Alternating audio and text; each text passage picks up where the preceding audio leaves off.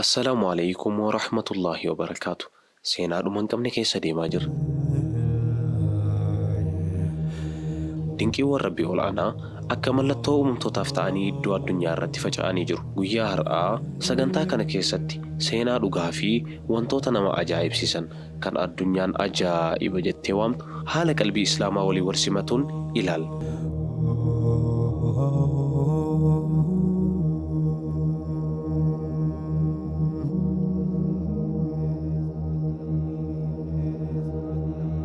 Dhagaan of keessaa dubbii qaba. Ijaarsi amala dhokataa qaba.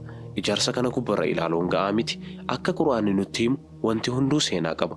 Waan ittiin barannu qaba. Waan uumaa Rabbii irratti yaadanii buusanii. Egaa haala qalbii, yaadaa fi amantii waliin sagantaa keenya jalqabna. Yeroo ammaa dhufnee Peetiraa magaalaa dhagaa keessatti dhalatte ilaalla. Dinqii dhagaatti ijaarama. Maaltu Peetiraa jedhama? Peetiraa jechuun dhagaa jechuudha.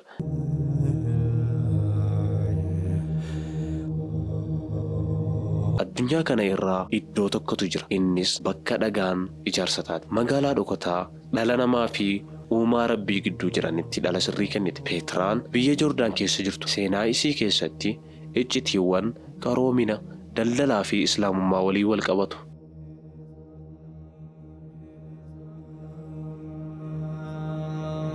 Ka'umsaa fi hundeeffama Peetiraa. Peetiraan maqaan durii isii Raqumuu jedhamuun waamamti.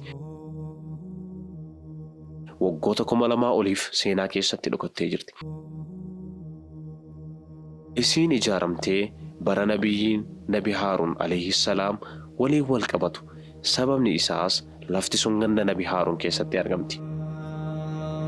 Peetiraan ijaaramee magaalaa ganamaa biyya Nabaataayins jedhamtu. Isaanis Araboota durii kanneen daldala akka wayinii, zayitii, qamadii fi foolii gara Roomaa fi Faaris geessisaa turan. Giddugala daldalaa ta'uunis seenaa addunyaa keessatti iddoo guddaa qabatte. Ijaarsaa fi teknooloojii durii. Ijaarsi Peetiraa dinqisiifannaa addunyaa keessaa tokko ta'e.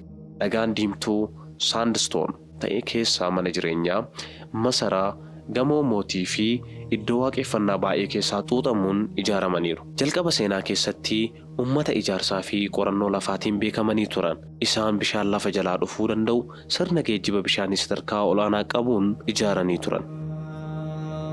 Hirmaannaa Islaamaa fi seenaa Islaamaa keessatti Peetiraan naannoo Arabaa keessatti argamte. Barreeffamoota Islaamummaa keessatti bakka Ashaabul Hijri jedhaman walitti dhihaachuun mala. Ulamaa'onni gariin akka himanitti Peetiraan bakka Ashaabul Hijr keessaa tokko ta'uu danda'a. Isaanis ummata Nabi Saalih alayhi salaam kan iddoo sanatti jiraataa ture. Iccitii fi aadaan isaanii akka mallattoo addunyaa hafuuraaf dhihaate. Balleessaa fi gidiraan ammas seenaa Peetiraa keessatti kufanii jiran. Roomaanotaa fi Kiristaana jalatti guddinni isii gadi bu'e.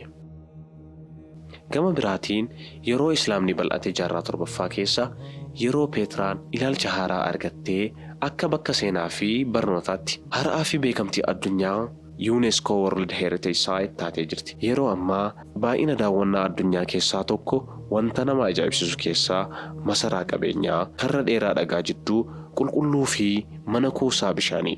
Peetiraan haala Islaamummaa keessatti akka mallattoo Rabbii, akka seenaa aadaa fi badii irraa baran gama Qur'aanaatiin wantoota akka Ashaabul Hijr akka aadaa godhanii irraa barachuun barbaachisaa. Peetiraan magaalattii dhagaa keessatti dhokatte. Qaroomina dinqii fi gorsa seenaa of keessaa qabdi. Islaamummaa keessatti ammoo akka mallattoo seenaa fi yaadannoo Rabbii olaanaa irraa dhufetti ilaalama. Teknooloojii fi guddina isii. Water Engineering. Peetiraa naannoo gammoojjii keessatti argamti. Garuu Nabaataayins bishaan qilleensarraa, rooba irraa fi lafa jalaa kuufachuun ijaaraa turan. Kun yeroo sanatti akka gara fuulduraatti daldala Smart City fakkaatu taasise. Architecture. Mana masaraa, mana awwaalaa, daandiiwwan ijaarsa isaanii irratti boon. Mana hojii mootummaa hundi isaanii dhagaa keessaa xuuxamee ijaarame. Alkaazne.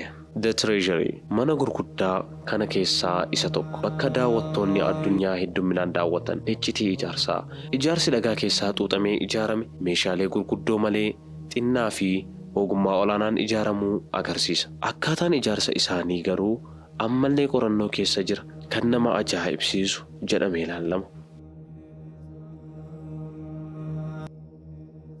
Namoonni addunyaa irraa gara Peetiraa deemu. Peetiraan seera qabeessa ta'uun kan eeramu miti. Garuu akka saba Samuud irratti ijaaramee os keessatti taphattee jirti. Wanti nama ajaa'ibsiisu maal fa'a? Dhagaa keessaa guututti ijaaramtee manneen masaraa fi mana awwaalaa guutuu dhagaa keessaa qotamee uumame.